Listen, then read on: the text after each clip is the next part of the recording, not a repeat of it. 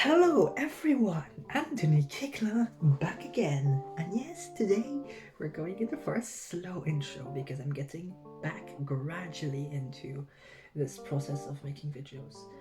I've been gone for quite a while. As you can see, I have not posted in over a month. That's because I've been taking a little bit of a break and I've been slowly getting the courage back into making these videos. So today is a special video. As I said before, I promised to make the 2 Steps from Hell victory for Alex and Steve life animation, and I was about to post it. And then, of course, MadPat had to post that he made the ultimate FNAF timeline. And I was like, okay, no, I have to make a video where it's both. And so that's what we're gonna do today.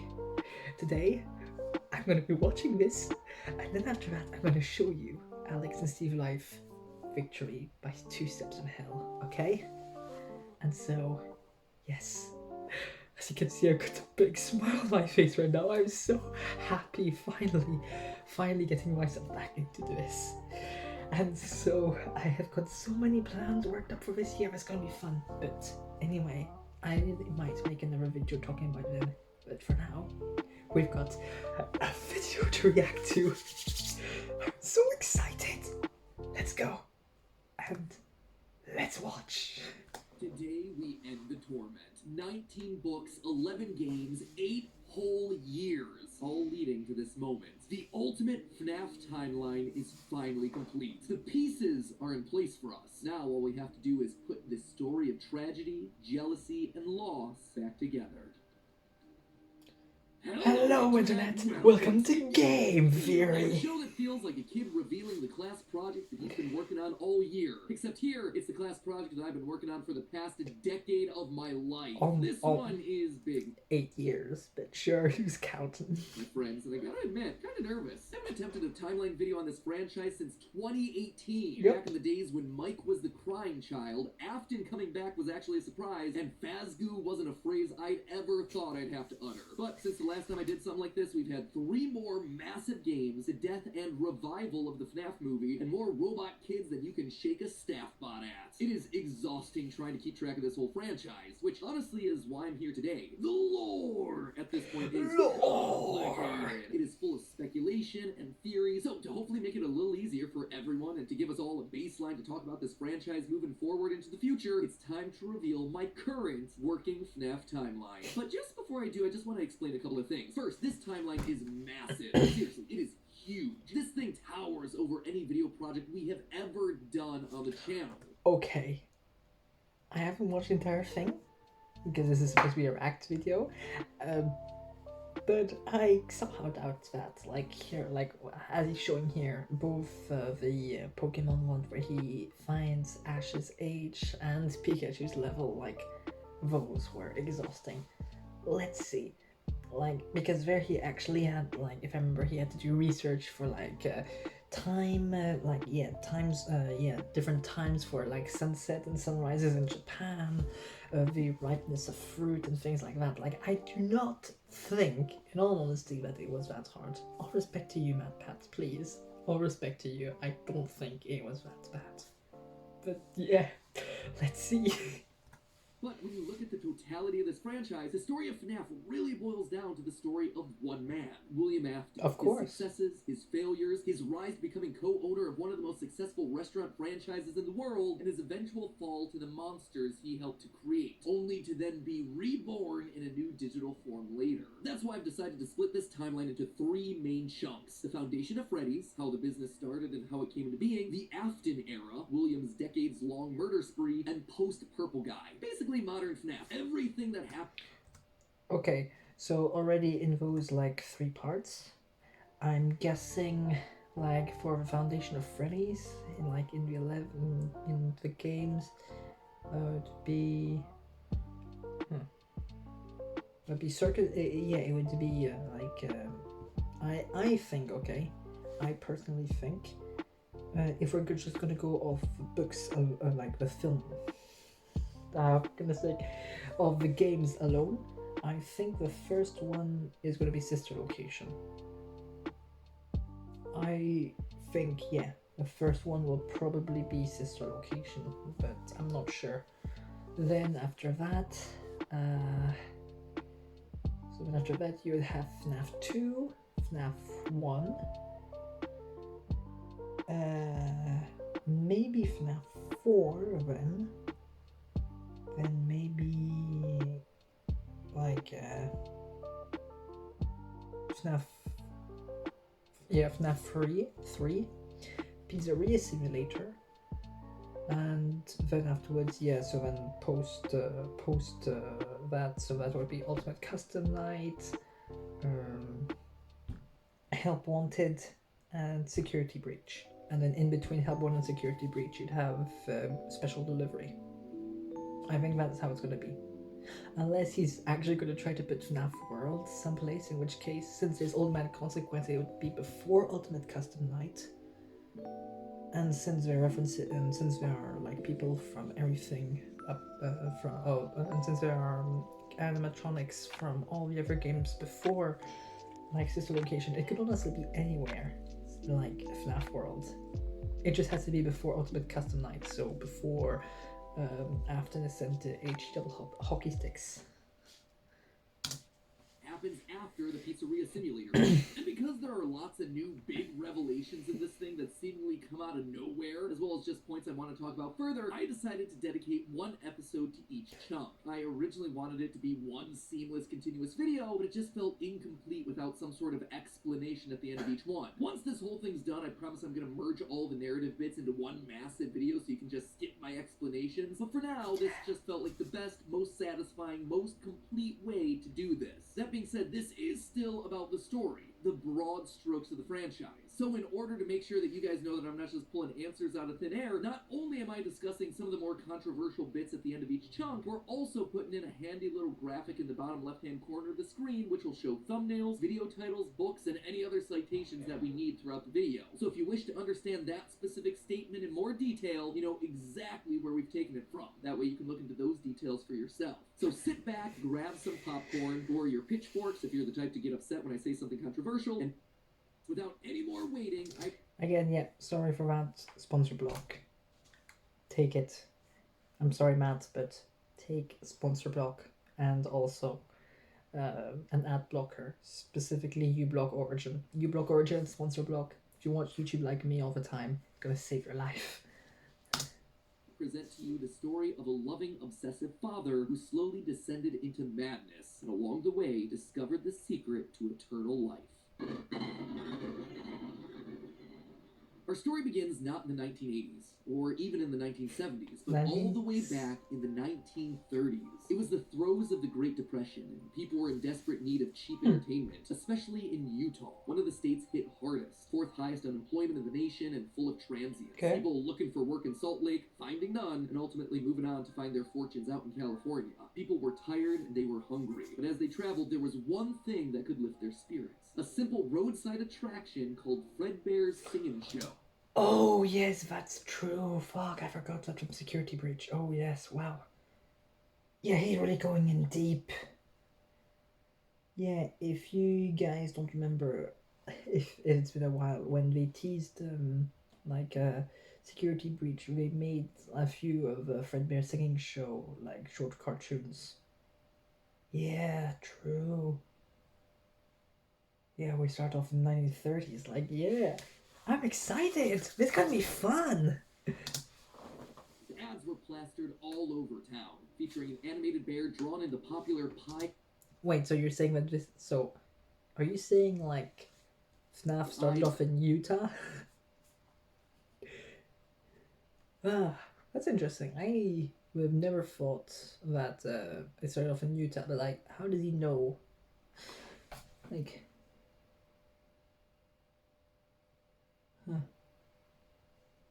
Like, yeah, how do you know that it's, like, from Utah? Like, sorry, I was looking in because I was trying to read, like, this small piece of text here, but no, like, that's just, to say, yes, this is made by Steel Wool Studios and under, yeah, so nothing to do with where it's from. cartoon style for characters at the time. He resembled cartoons like Mickey Mouse, Felix the Cat, Betty Boop. It immediately said that this, Fredbear's, was a place where you could bring the family. And the price, honestly, couldn't be beat. For 50 cents, you could get food and entertainment as you watched the local trained real-life dancing bear perform on stage. Normally, you only got to see dancing bears at large traveling circuses like Barnum and Bailey, where the tickets would go for about $1. That's $1 without food. But this was a smaller show, like the type from the Vaughan brothers or the Robbins brothers, where tickets would sell for just a mere 50 cents. Watching that bear do tricks on stage brought a glimmer of joy at a time when so much was wrong with the world. The simple show would go on for years, bringing happiness to hundreds of travelers passing through looking for a quick meal. But it left a permanent impression on one little boy, capturing his imagination in a way that nothing else had. One little boy named Billy. That was his nickname at least, but his parents liked to call him William. William Afton. The bear could dance. He could sing. For decades, William dreamed of recreating that moment of bringing a musical bear to life, but how? William was smart, without a doubt, and he had a keen mind for business, but he wasn't the most creative. How do you make a singing, dancing bear come to life? The best he could do was using rudimentary costumes. William was inspired by the work of Walt Disney, who throughout the 50s and 60s was pioneering the use of mascot suits throughout his theme park. The big innovation? Suits with 5 fingers. This allowed the performers wearing the suits to use their natural arms and hands to interact with the guests, as opposed to the older models where the arms would just hang limply by their sides. Finally, with a simple mascot suit, he would be able to realize his childhood dream. He would be able to bring Fredbear to life. To appeal to the kids, and for copyright reasons, he changed Fredbear from a realistic brown animal to a cartoonish yellow bear with a purple hat and bow tie. But feeling like one character wasn't enough, he added another friend, a yellow rabbit with a purple vest and matching tie named Bonnie the Bunny. While Fredbear was certainly his first love, Bonnie was extra special because that was his. It was an original character that he had created from scratch. And I do mean scratch. Williams... Basically, that means, like, Bonnie is Williams' OC, do not steal. Also, by the way, do you like this hanging bit right here? Like, when I went to the hairdresser to get my hair cut, like, just to cut it around a little bit to make it a bit, like, shorter, I specifically asked to, like, keep a bit of the same length, you know, just to have, like, something a bit more unique. What do you think? Hand-sewn costumes were rough, with seams and stitches visibly showing, but it was the best that he could do. And you know what? It was just enough. Bonnie and Fredbear would perform on stage to small but enthusiastic crowds. Finally, he was able to deliver fantasy and fun to all the kids, delighting and inspiring them in the exact way that he had been delighted and inspired so many years ago. And things could have ended there. That could have been the end to his story. It could have been perfect had it not been for one thing. Other people saw the success of his idea, and they wanted in. Enter Chica's Party World, a rival restaurant starring performing animal characters. His idea, except they did it better. William may have been the first, but obviously he wasn't the best. It hurt the prideful William Afton to admit it, but this restaurant was able to do the thing that he always wanted to do. Make the animals actually come to life. All of the performers in this restaurant were robots, simple metal skeletons that were powered by battery. So...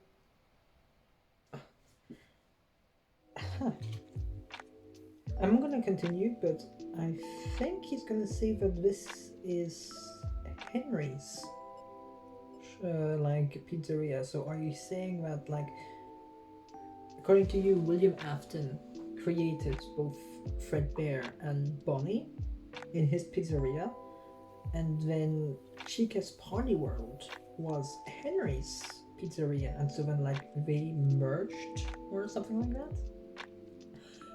Is that why William... I'm just guessing right now, but is that why... is that the reason why he thinks William killed Charlie? Well, not Charlie, but I forget the name of Henry's daughter, Charlotte. Anyway, he's gonna say it anyway. But all of them able to freely turn and talk and dance on their own, no human required. It was like magic that came from the mind of a brilliant creator named Henry Emily. Yep. This Henry, in some small way, had been able to harness the power of life itself. Afton admired him. He was jealous, to be sure, but he also looked upon this man with awe. Off to one side of Chica's Party World was a small cabaret stage featuring an elephant magician. On the other, a hippo known to ramble on and on. That one was more of a joke for the parents, but it was the... And a joke for you, Matt. That's a joke for you, Matt. You know, sometimes a story is just a story. Main stage that was for the kids. A rocking band of characters featuring a yellow chicken thing with a southern drawl named Chica, backed by a band of other country-themed characters, including a pig with a banjo, an upbeat frog from the local swimming hole, and a brown bear with a heavy southern accent. Wait, a bear? But bears were his animals. Why not a cow or a horse? Something to fit the country theme a bit better. Why did it have to be a bear? And adding insult to injury, they had the nerve to call this thing Ned Bear, a direct copy of his own Fredbear. Whoops, that's gonna leave a mark. No, that was not okay. Afton's jealous admiration turned to hardened bitterness. A bitterness that would only grow over the next couple of years as families continued to choose Chica's party world over Fredbear's. William just couldn't compete with the appeal of the robots. Eventually, his restaurant would go bankrupt, only to get bailed out by, of course, Henry Emily. Another insult, another humiliation that William wouldn't soon forget. 1979. Despite being bitter, Afton couldn't deny that what came next was a period of massive success and expansion. With the two franchises now merged into one, it was the best of both worlds. Afton's ideas with Henry's robotic expertise. The two men decided to launch under a new name, Fredbear's Family Diner, a pizza chain that would eventually come to feature a mix of humans in performing suits as well as on-stage animatronics. They decided to stick with Fredbear as the headliner, considering the yellow bear was easily identifiable as a brand because he was the original performing animal mascot. Afton appreciated that. This new restaurant would also see a mix of characters as the two franchises merged into one, with Pig Patch and Happy Frog performing right alongside Fredbear and Bonnie. And as part of this one big Fredbear family, they even got themselves official merch that released, ranging from masks to magnets. The crappy Mr. Hippo fridge magnet? That said, not all the characters were winners. The reception to some characters was just mediocre, so they faded away into the dumpster, storage. The mediocre melodies.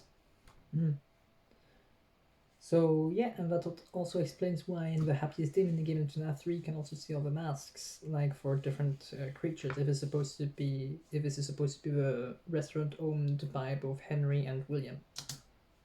Units and retro budget tech stores of lost nostalgia, waiting for their chance to step back into the limelight if and when a headliner went out of commission. Others, though, would fare much better, like a new Pirate Fox, as well as a blue guitar-playing variant of the yellow Bonnie Bunny. Ultimately, the franchise would get so big it would spawn its own cartoon show, Fredbear and Friends. Business.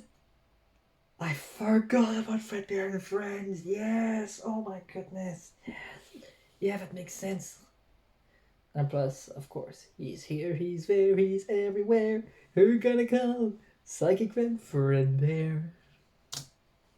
Was booming. In the end, Fredbear and Bonnie's popularity would be so strong that they would be able to support the Fredbear's Family Diner franchise all on their own, while also spinning off a new sister location dedicated to their friends. In 1983, Freddy Fazbear's Pizzeria, given a dedicated home to all this new supporting cast of characters. Chica the Chicken, Bonnie the Blue Bunny, Foxy the Pirate, and of course the headliner, a brown Freddy Fazbear. Business was good, and Afton was happy, mostly. It did bother him that the one original character that he created, the one that he himself played, Golden Bonnie, got passed over for inclusion in that cartoon show. The only character in the roster of regulars to get ignored for the show, but other than that, things were going smoothly. He had himself a wife, 2 sons, a daughter, he had a thriving business, and best of all, he was able to learn the craft of robotics from the man that he both loved and hated, Henry. Together, they were constantly pushing the limits of what these characters could do. Because it was quick and easy, new characters introduced into the roster would be given a simple hand-sewn suit with 5 fingers that any performer could wear. Eventually, Henry would... No.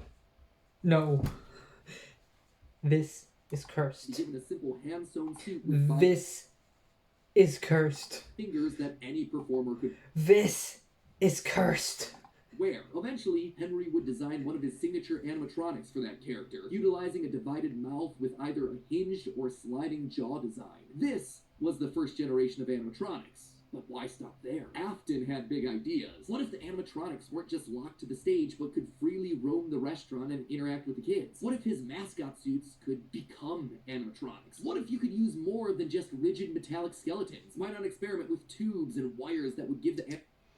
Yeah, like the spring lock technology that you see, and then of course, yes, the circus, like the circus animatronics.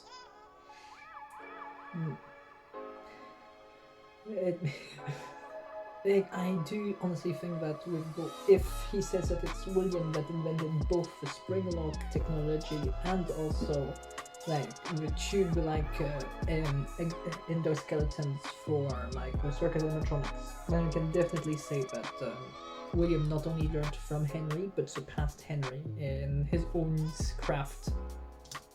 Animatronics' fluidity and flexibility while still providing structure. The possibilities for this technology were endless. Afton fell in love with robotics. He had started with a dream of bringing one simple singing bear to life, but with robots, he had stumbled across the tools that gave him the ability to control life itself. And thanks to Henry, he was practically speedrunning his way to an engineering degree. And while William wouldn't admit it out loud, one other thing that kept pushing him forward was the desire to beat his former rival, to prove himself smarter and more capable, to surpass the man who everyone else considered to be a visionary genius. But pride cometh before the fall, and tragedy was about to strike. Okay, so that brings us to the end of part one of the story. That said, at the end of each of these chunks, I want to break down some of the logical leaps that I made, since the more narrative format doesn't give me much of a chance. Yes, definitely, please, because one of the big leaps for me already is, when on earth do you think it happens in Utah? Like, what is your proof that it's in Utah? What is your proof?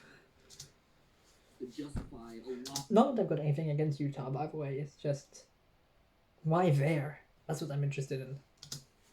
Of the big decisions. And admittedly, there are some large leaps in here. Let's just start off with Fredbear's Singing Show, shall we? We know, based on the retro poster that was hidden in Security Breach, that at least at one point, Fredbear was an actual bear. And like I called out in that narrative segment, dancing bear shows were a real form of entertainment. The only problem is that, timing-wise, none of our main characters would be the people in charge of that business in the 30s and a series of pizza restaurants in the 80s without them just being extremely old. Best case scenario, if Afton's running the Singing Show when he's 18, that still puts him at nearly 70 when the first pizzeria opens and his murder spree begins. It just doesn't make a lot of logical sense because he doesn't become immortal until his first death in Springtrap. That's why I suspect that Fredbear's Singing Show was either a family business that Afton then carried on to a new generation, or something that he saw as a kid and just wanted to recreate when he grew up.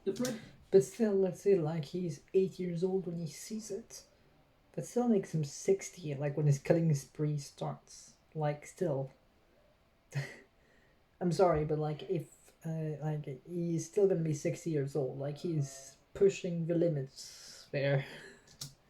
Fair Singing Show thing also starts laying the groundwork for some of the core elements of the story. That Freddy's was a place of fantasy and fun, and that Afton, despite eventually falling to become the heartless serial killer and mad scientist that we know him as, began as someone with good intentions and a love of entertaining kids. He wanted to bring things to life from the very beginning, a theme that recurs a lot for him throughout the rest of the franchise. Next up, let's talk about those mascot costumes. One thing that I keep going back to is the design of Glitch Trap. It's a handcrafted suit. You can see the seams and everything. It even has 5 fingers for the performer's hands. It is very much not a Springtrap suit. This is something much more rudimentary. It came at a time before animatronics were a part of the story. That's why I suspect that it was actually the first, predating literally everything. It's also a suit that is very personal to Afton. He put his digital consciousness in that form. It's his personal avatar. It's the way that he sees himself. There's also a whole separate discussion to be had here about the habits and rituals of serial killers. So the fact that he's choosing to lure kids and kill them in this particular suit actually says a lot about his emotional attachment to it. So while Fredbear seems to have started as someone else's creation, Golden Bonnie was uniquely Williams, giving him a personal connection. And that's not all. In this whole franchise, only one set of characters have themselves 5 fingers, the Nightmares.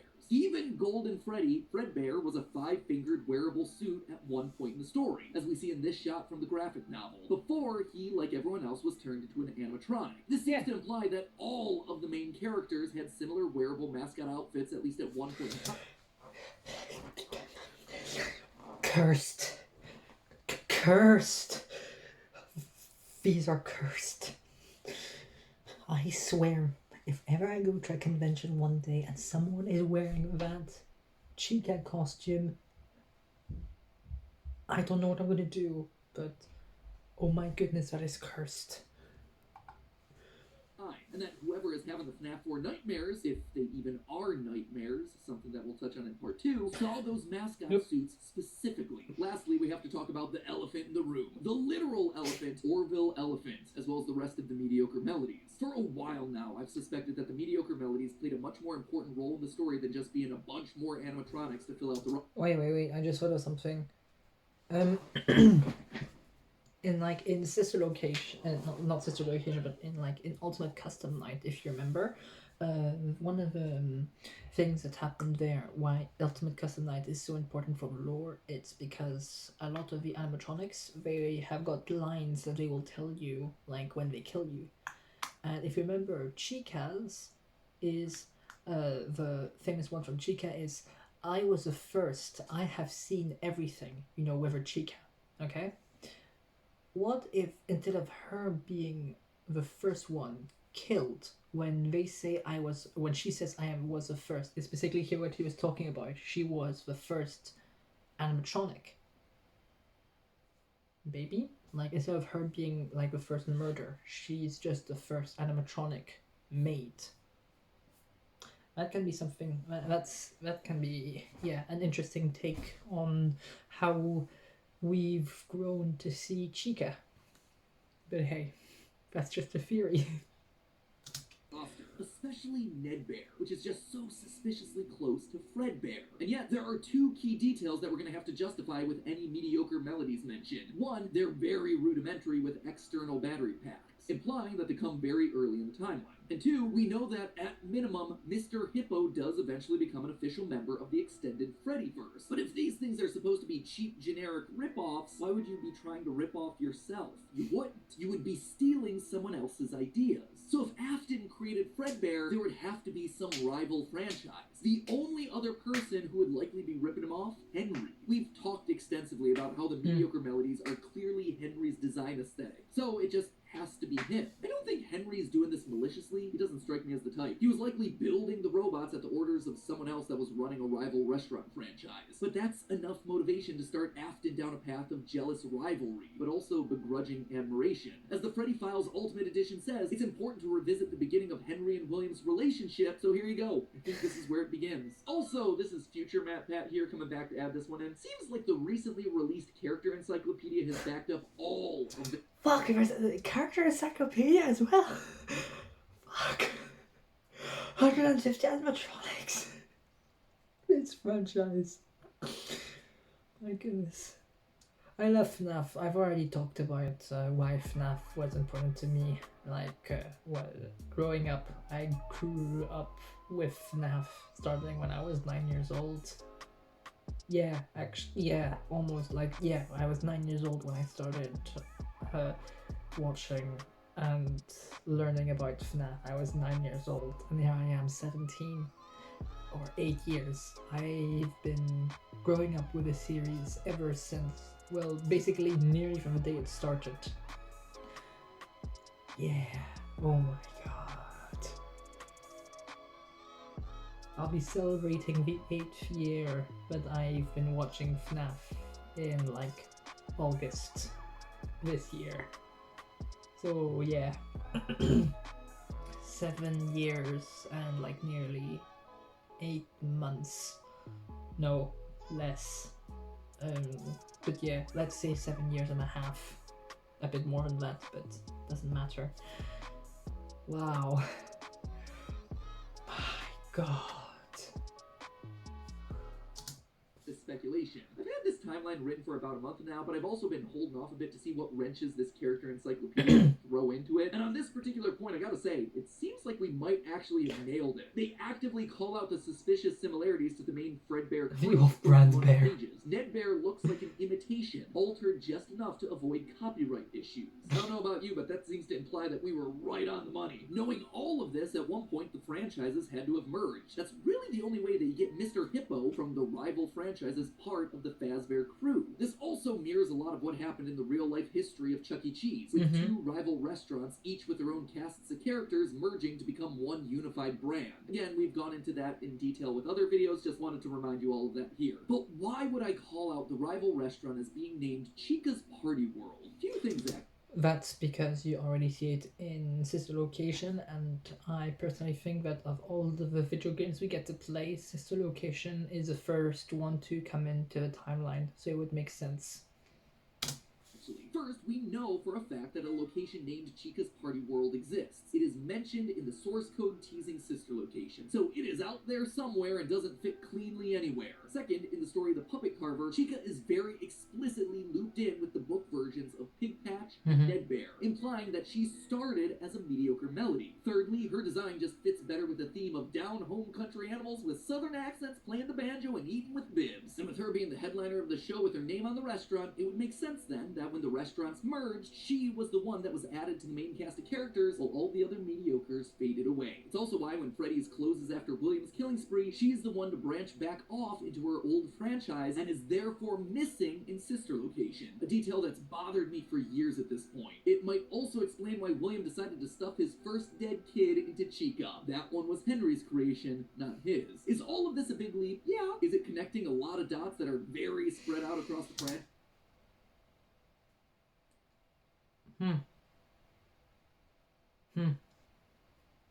Interesting. Yeah, makes sense. For now, it just makes sense. But still, why Utah? I'm getting fixated over this, but why Utah?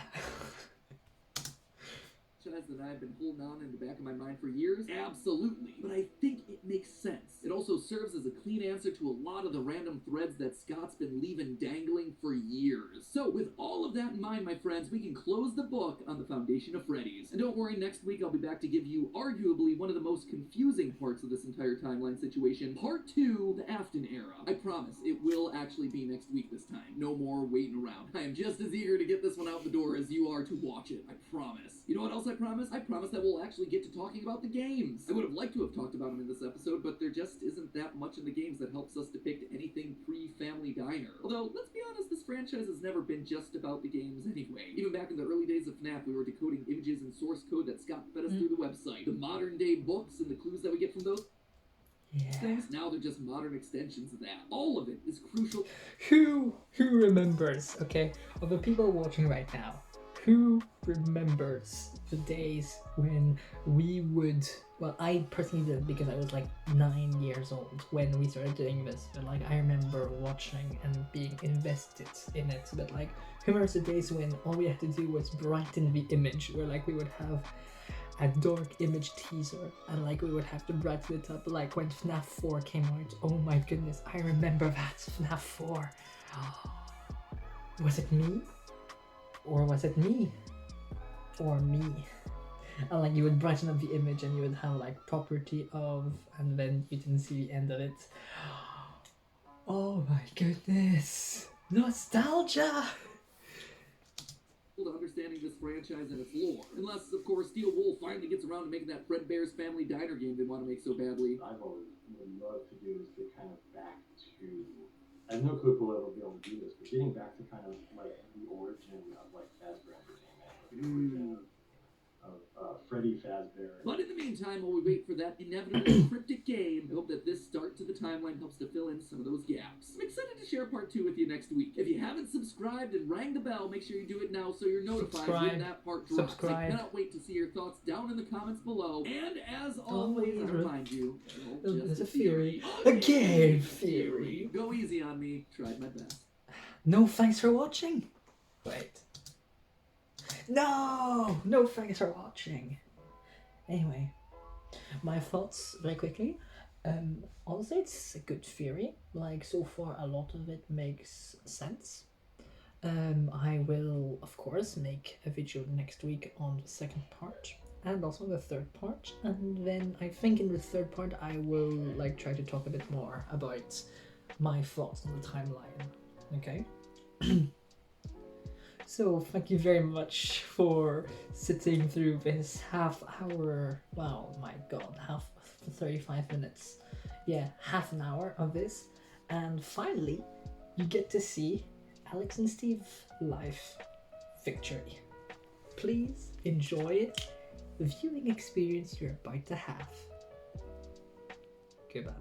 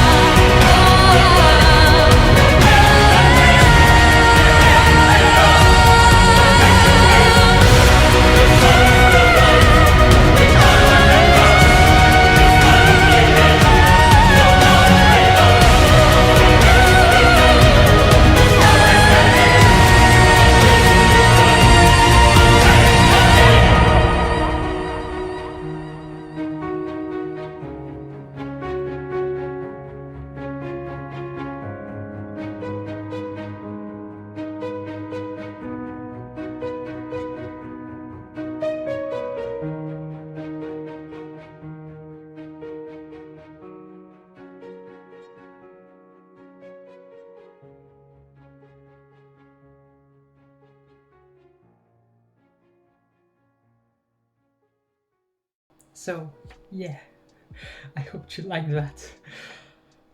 Oh my goodness, it took so long to make. It took quite a few hours, but yeah, I'm so happy with what I finally made. I hope you liked it. And yes, just like with the other GMVs, well, yeah, FMVs, I'm gonna be posting it separately,